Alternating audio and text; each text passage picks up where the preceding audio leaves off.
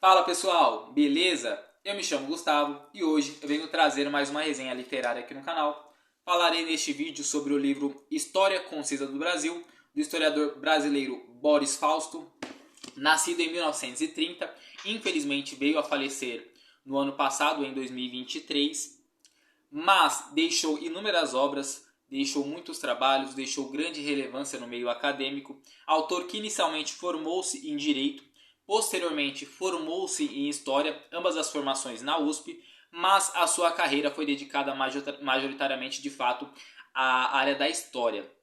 E dentre isso, sendo professor e escrevendo muitos livros. Então ele tem vários títulos publicados. Tem livro sobre história do Brasil, por exemplo, que é maior, que é um pouco mais completo. Tem livro falando sobre a Revolução de 1930. Tem biografia, por exemplo, do Getúlio Vargas. Enfim, ele tem muitos livros publicados. Se vocês quiserem mais informações, só dá uma pesquisada, vocês verão que tem muitos títulos do autor, certo? Os principais, de fato, são os que eu citei agora, os mais conhecidos, né? E um outro ponto que eu acho importante falar sobre essa obra é a ênfase no título, tá? História Concisa do Brasil, pois esse livro, ele é um livro que se propõe a ser de fato resumido.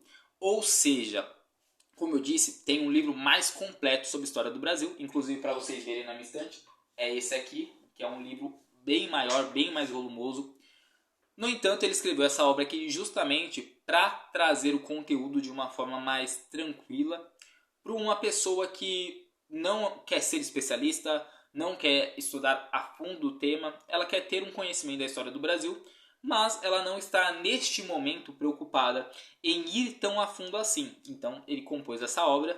Só que o ponto que eu acho muito importante, que deve ser ressaltado nesse vídeo, já que eu estou resenhando o livro, é que muitos acontecimentos relevantes, como por exemplo independência, proclamação da República, sei lá, o golpe do Getúlio, enfim, coisas desse tipo, eles serão passados dentro da obra em trechos pequenos. Então, por exemplo, a independência do Brasil. O acontecimento da independência em si, ele narra ali em 2, 3, 4 parágrafos. É claro que tem todo o processo, ele vai construir o cenário, ele vai explicar os desdobramentos. No entanto, os acontecimentos muitas vezes vão ser passados ali de uma forma bem rápida, beleza? Porque o livro é conciso, como o próprio título sugere. E só para finalizar a introdução ao livro, ele foi publicado em 1999, inicialmente com 6 capítulos. No entanto, posteriormente, foi lançada uma edição ampliada, que inclusive é a edição que eu tenho aqui em minhas mãos. Esse aqui não seria o livro original, ele foi ampliado, foi acrescido um 7º capítulo que não foi escrito pelo autor, foi escrito pelo filho do autor, que é o Sérgio Fausto, que é formado em Sociologia e atuou dentro da sua vida, principalmente numa esfera mais econômica, né? Inclusive envolvido com políticas, coisas desse tipo, então é uma pessoa com mais propriedade nesse aspecto. Mas ainda assim, o último capítulo é tão bem escrito quanto os 6 escritos pelo Boris Fausto, beleza? Informação importante isso. Então essa edição que eu tenho aqui, ela foi publicada em 2015, beleza? E agora sim, indo para a obra, né? História Concisa do Brasil. Entender a nossa história, isso é muito importante, porque a partir desse livro, inclusive no primeiro capítulo, a gente já vai ter respostas muito importantes para entender o porquê a nossa sociedade é como é. Então, por exemplo, nossa sociedade hoje é uma sociedade que nós podemos colocar como desigual, uma sociedade com ainda preconceitos, inclusive preconceitos raciais. E logo quando nós entramos no primeiro capítulo do livro, que vai se propor a tratar sobre o período colonial, que vai de 1500 até 1822, maior parte da nossa história, inclusive, né? Logo ali nós já entendemos um pouco disso, né? Por quê? Porque o Brasil vai ser colonizado. Inicialmente, os portugueses não encontram grandes riquezas aqui, encontram um pau-brasil, encontram coisas que tinham valor econômico, mas não eram tão grandes. Não saltaram tantos olhos quanto, por exemplo, os espanhóis que encontraram ouro quase de imediato, né? Então, eles não vão dar tanta prioridade assim para povoar tão rapidamente a América Portuguesa na época, né? Então o que eles fazem? Eles vão deixando ali, só que a França começa a fazer pressão e falar, poxa, eu quero terras também. Afinal de contas, eles nem estão possuindo a terra, eles nem estão mandando pessoas para colonizar. E aí começa a haver muita pressão e por isso os portugueses decidem colocar aqui no Brasil o sistema de capitanias hereditárias. E aí já existe, por exemplo, a justificativa para o surgimento de dois processos dentro da história do Brasil. O primeiro processo é o processo dos latifúndios, das grandes propriedades, porque as capitanias hereditárias eram terras imensas de terra na horizontal, né? E aí pessoas recebiam essas terras e controlavam elas, mandando as riquezas para Portugal. Só que aí nós já vemos o que? Grandes terras na mão de um grupo pequeno de pessoas. Então já surge aí um pouco dessa herança, né? E um outro ponto é também o processo racial, né? O processo da escravidão que começa também com as capitanias hereditárias. Inicialmente se tenta escravizar os indígenas, não dá tão certo assim por alguns pontos, dentre eles os principais podemos colocar aí que era a questão que eles fugiam com muito mais facilidade por conhecer o território e também que eles não tinham tanta resistência às doenças europeias, né? Então eles morriam com muito mais frequência. Por isso, eles acabam tentando uma outra opção, que é trazer os africanos para cá para conseguir produzir ou extrair mais riqueza do país, certo? Então é isso que acontece no início. Então nós já temos aí, por exemplo, o início dessa questão de desigualdade, né? E também o início da questão racial, que para manter, né, vão ser feitas várias artimanhas com pseudociência, justificando os negros como sendo intelectualmente inferiores, religiosamente inferiores, porque não eram cristãos. Então várias coisas são usadas nesse processo. E aí vem os centros econômicos do Brasil, né? Vamos ter, por exemplo, o período ali do pau-brasil, mas posteriormente já vamos entrar ali no açúcar, que vai ser durante muito tempo a principal riqueza do Brasil, até que no final do século 17, salvo engano, em 1695, se eu não estou enganado, o Borba Gato em Minas Gerais vai encontrar ouro. E aí isso é muito importante também, porque aí já justifica uma outra questão no Brasil. O centro econômico, que antigamente era no Nordeste, passa a vir mais para a região Centro-Oeste, mais para a região aqui de Minas Gerais, também vai chegar a ir ali aqui para São Paulo, e por isso nós conseguimos ver como é hoje a distribuição demográfica dentro do Brasil, né? O centro-oeste do Brasil é muito mais povoado do que outras regiões. Então isso também bebe um pouco dessa fonte desse momento. E aí, é claro, dentro do período colonial outras coisas serão tratadas, como por exemplo a União Ibérica, enfim, várias questões como essa. E aí nós vamos chegar na chegada da família real em 1808 aqui no Brasil, né? Isso fruto de uma fuga de Portugal devido à pressão francesa e inglesa, ali um conflito entre os dois. Dom João VI acaba vindo para cá.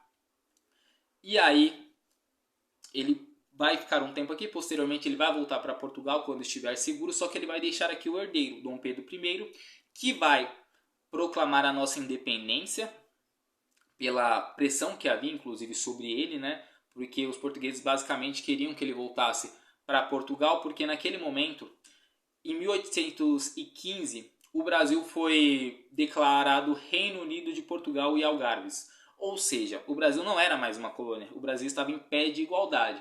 Só na teoria, na prática não tanto assim. E aí eles queriam que Dom Pedro voltasse justamente para poder subjugar de novo. Só que Dom Pedro I, por muita pressão, acabou declarando a independência. Aí é claro que o Boris Fausto vai falar sobre toda a questão da independência, porque não é algo tão simples assim. Não é que o Brasil declarou a independência em 7 de setembro de 1822 que o Brasil se tornou independente para o mundo inteiro. Não. Teve várias negociações, teve a Inglaterra ali intervendo para aceitar a independência, salvo engano, em 1826, que realmente o mundo começa a aceitar o Brasil como uma nação independente. Então tem todo um processo que o Boris Fausto vai construir dentro do livro, que de fato aconteceu, certo? Então esse é um momento muito importante, a independência do Brasil, certo?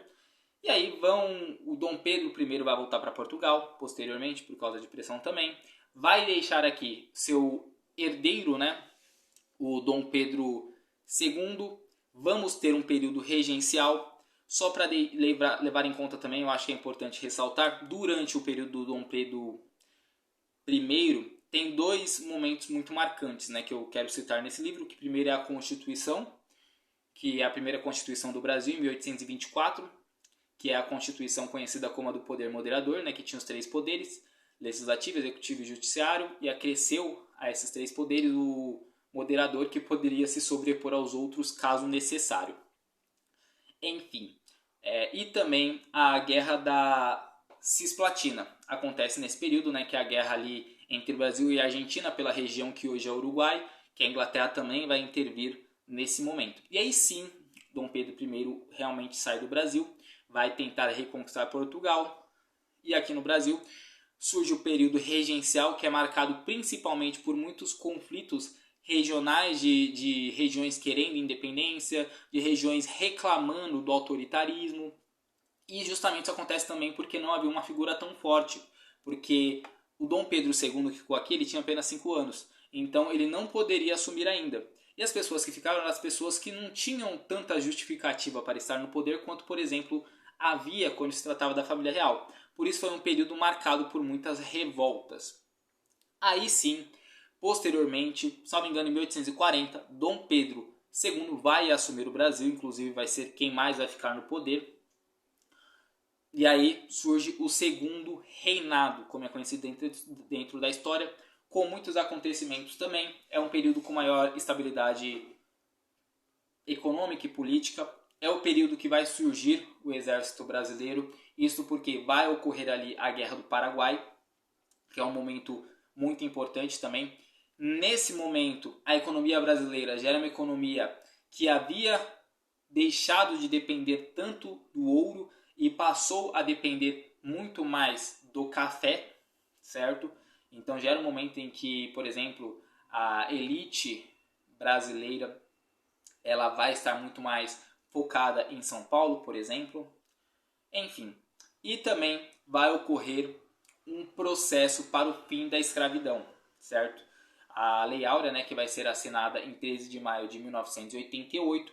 No entanto, existem outras leis que antecedem a Lei Áurea. Então vai ter lei do ventre livre, vai ter lei do sexagenário, vão ter várias leis que vão anteceder e que pouco a pouco vão tirando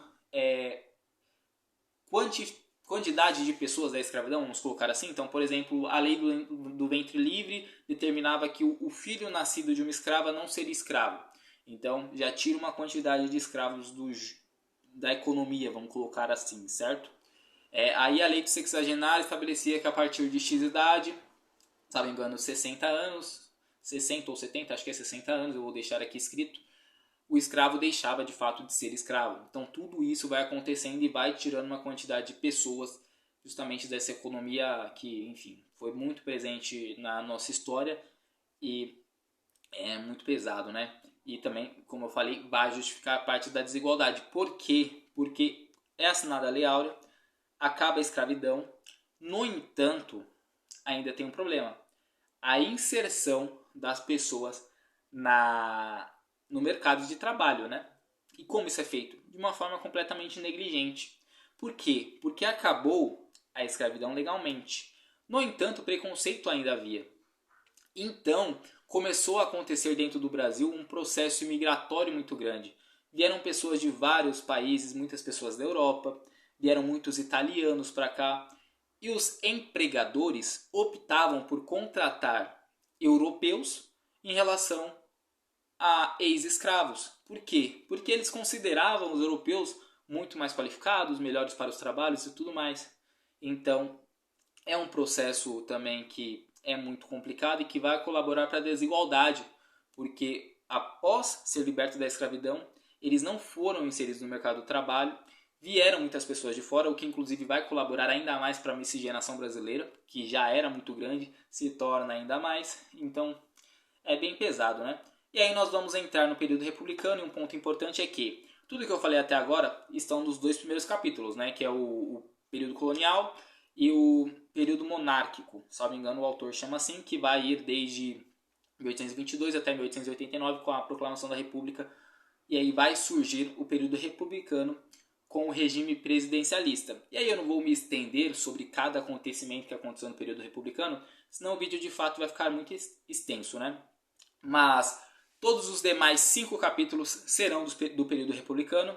E aí nós vamos ter inicialmente o período que vai tratar sobre a República Velha, né, o período do café com leite ali, onde nós vamos ter basicamente a alternância do poder entre São Paulo e Minas Gerais, para ver quem seriam os presidentes, né? Então começa com Teodoro da Fonseca e vai havendo uma alternância. Nós vamos nesse momento também ter a questão do coronelismo, né? Então o voto era voto aberto, então você conseguia condicionar as pessoas a votarem quem você queria, e o processo funcionava da seguinte forma: as pessoas iam votar, o coronel chegava na pessoa e falava, ó, é a vez de, por exemplo, Minas Gerais ter o seu presidente, então você vai votar em X pessoa. A pessoa, como o voto dela era oral, era um voto onde era aberto, né? Ela tinha que declarar, eu estou votando em X pessoa, o coronel ficava ali olhando e a pessoa obrigatoriamente tinha que votar no candidato que havia sido estabelecido. E dessa forma foram conseguindo perpetuar essa política do café com leite, até que ali no final da década de 20 vai haver uma ruptura com esse processo. Daí vai surgir a Revolução de 1930 com o Getúlio Vargas, e ele vai tomar o poder, e aí nós já estamos entrando no 4º capítulo do livro. No período do Getúlio Vargas várias coisas vão acontecer, como por exemplo a criação da CLT, vai acontecer, enfim, só no período de Getúlio Vargas, nesse momento, nós vamos ter 2 constituições. Uma é em 37, a outra, se eu não me engano, é em 1933. Então, só nesse período nós vamos ter 2 constituições. Então, nós já estamos falando de, dentro da nossa história, 4, né? Porque teve a do Poder Moderador em 24, teve em 1991 ou 92 a segunda Constituição, que foi quando foi proclamada a República, e já mais 2 no período do Vargas. Então, é uma outra questão que nós temos, né? Nós tivemos muitas constituições na nossa história, diferente de outros países, né? Enfim, e aí vai acabar o período do Getúlio Vargas, onde ele vai ser deposto depois do final da Segunda Guerra Mundial. Por quê? Porque o Getúlio Vargas ele até conseguiu um bom apoio populacional, só que o que acontece? Ele não era um presidente democrático, ele era um ditador. E ele, durante a Segunda Guerra Mundial, se juntou aos aliados, que eram o grupo que defendia a democracia, defendia tudo certinho, o voto, enfim, os direitos iguais, enfim, coisas desse tipo. E teoricamente o Getúlio Vargas, ele por não ter sido eleito democraticamente, ele representava a antítese disso, né? E aí houve uma pressão muito grande, entre outros fatores também. Mas o período de Getúlio Vargas é muito importante porque ele consegue, além das questões trabalhistas, ele consegue tirar muito o foco do café na economia brasileira. Ele começa ali um processo de industrialização, certo? É um processo que vai ter seu auge ali com o Juscelino Kubitschek ali no final da década de 50, beleza? Então aí o Getúlio é deposto, vem a sucessão presidencial com o Dutra, depois Getúlio Vargas vai voltar ao poder, aí sim de uma forma democrática, vai ter o suicídio dele, que é muito marcante dentro da nossa história. Posteriormente vamos ter a presidência do Juscelino, que vai surgir aí a construção de Brasília, se tornando a nossa capital. Vai ter também um forte investimento em empresas automotivas. Então o Brasil vai deixar de ser um país com tanta ênfase em transporte de ferroviárias e vai passar a construir muitas pistas para que pudessem comercializar esses veículos que as transportadoras que estavam chegando produziam. Então isso é um ponto muito importante, mas de certa forma vai colaborar para o crescimento do país. No entanto, tem a questão de ter acabado com as ferrovias, ter estabelecido o meio automotivo como meio principal de transporte. E é claro que isso vai deixar várias heranças, como por exemplo poluição, enfim, várias questões bem pesadas. E aí nós estamos chegando já ali no período em que vai ocorrer o regime militar, porque chega ao poder o Jânio Quadros, e aí o Jânio Quadros não conclui o seu mandato, o João Goulart assume. O João Goulart era um presidente com ideias meio à esquerda, tem todo um conflito a partir dali, tiram ele do poder porque era um contexto mundial de Guerra Fria, né? Então Estados Unidos versus União Soviética. E aí, de fato, nós temos o regime militar se estabelecendo. Aí é claro que o Boris Fausto vai falar sobre todas as questões de perseguição, questões antidemocráticas, os atos institucionais, que eram atos que eram acrescidos à Constituição. E aí, dentre esses, o mais famoso é o AI-5, né? Então ele vai falar sobre todas as perseguições, vai falar sobre as torturas. É claro que quando a gente vai falar, primeiro, dentro do livro, ele cita, ele fala, por exemplo, sobre o DOI-Code, fala sobre como funcionava, vai falar sobre algumas pessoas que desapareceram, vai citar alguns nomes muito relevantes. Mas é claro que o livro ele não é sobre ditadura, ele é um livro sobre a história do Brasil e é um livro conciso, então ele vai passar por isso de uma forma relativamente rápida, certo? Ele vai falar sobre torturas, vai falar sobre tudo isso e também vai falar, é claro, sobre os guerrilheiros também, que eram quem se opunha a esse regime autoritário, vai falar sobre censura, sobre vários aspectos que são muito importantes para nós entendermos o que foi a ditadura, o regime militar brasileiro de 1964 até 1985, beleza? E aí nós vamos entrar numa redemocratização, e aí nós já estamos indo inclusive para o último capítulo, que é o capítulo que foi acrescido à obra, que vai pegar de 1990 até 2010 e que não é escrito pelo Boris Fausto, é escrito pelo Sérgio Fausto de uma forma também muito boa, assim como também a primeira parte do livro. E aí, é claro, ele vai entrar ali na redemocratização com o Sarney. Na verdade, quem foi eleito pós-ditadura militar foi o Tancredo Neves. Infelizmente, ele faleceu, não pôde assumir o cargo. Assumiu o vice, que era o Sarney. Posteriormente, nós vamos ter ali a presidência do Collor, que foi o primeiro presidente de fato que foi votado pelo povo, porque o Sarney foi votado por uma junta eleitoral, por uma equipe de pessoas que foram designadas para votar quem seria o presidente. Mas ele já é considerado o primeiro presidente pós-ditadura, porque ele não era do partido Arena, que era o partido dos militares, né? Mas, ainda assim, não foi votado pelo povo. Já o Collor é votado pelo povo, ele assume, tem toda a questão do confisco financeiro que o autor vai trazer dentro do livro, tem também, enfim, toda a questão de corrupção no governo dele, ele vai ser deposto, vai assumir o vice, que é o Itamar vai ficar na presidência por algum problema, e aí nós já temos a questão da herança econômica, né, que foi bem pesada, certo? A partir daí já tinha um descontrole muito grande da inflação, inclusive por isso o Collor confiscou o dinheiro para tentar resolver isso. E aí surge o Fernando Henrique Cardoso, inicialmente como ministro da Fazenda do Itamar, trazendo ali o Plano Real, que é a nossa moeda atual, e que finalmente vai resolver esse problema econômico, né? De fato ele resolve, né? Porque realmente havia um desnível, havia um descontrole inflacionário muito grande. Então ele consegue resolver esse problema. E aí posteriormente ele já vai surfar nesse Plano Real para conseguir ser eleito presidente e ficar na presidência do Brasil de 1995 até 2002. Enfim, e aí entra também o período do Lula, várias questões que são trabalhadas dentro do texto também, como por exemplo projetos sociais, Minha Casa Minha Vida, enfim. Todas essas questões, o livro se encerra em 2010. Então, por exemplo, questão de futuras investigações sobre o Lula, essas coisas, elas não são trazidas dentro do livro, até porque, como eu disse, foi publicado em 2015, certo? Então, é isso. Esse foi o livro.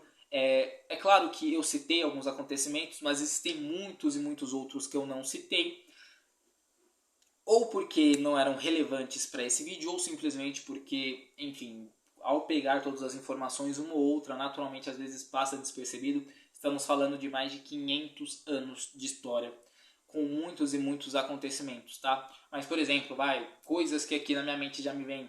Por exemplo, no período ditatorial, teve, claro, toda a participação social, teve o movimento da Direta Já, teve também o milagre econômico, que foi um disfarce dizendo que a economia estava bem, mas posteriormente nós vamos ver que não estava tão bem assim. Na verdade, a ditadura militar ela conseguiu trazer um crescimento econômico, mas ela aumentou inúmeras vezes a dívida externa, então não resolveu muita coisa assim, certo? Então é isso, pessoal. Esse foi o vídeo de hoje, é um livro muito interessante. Se vocês gostaram muito do vídeo, têm interesse em saber mais sobre a obra, eu tenho uma playlist aqui no canal onde eu trago resenha de cada um dos 7 capítulos. Então tem uma resenha sobre o período colonial, tem uma resenha sobre o período imperial, tem uma resenha sobre o período ali do café com leite, tem uma resenha sobre o período do Getúlio Vargas, uma sobre o pós-Getúlio Vargas, que é uma questão de redemocratização, uma sobre o regime militar e uma sobre o último capítulo, que é escrito pelo Sérgio Fausto. Certo? Fiz com muito carinho, espero que vocês tenham interesse em dar uma olhada lá e espero que vocês deem uma chance para esse livro que vale muito a pena, certo? Então é isso, espero que vocês tenham gostado do conteúdo. Um forte abraço, tamo junto e até a próxima.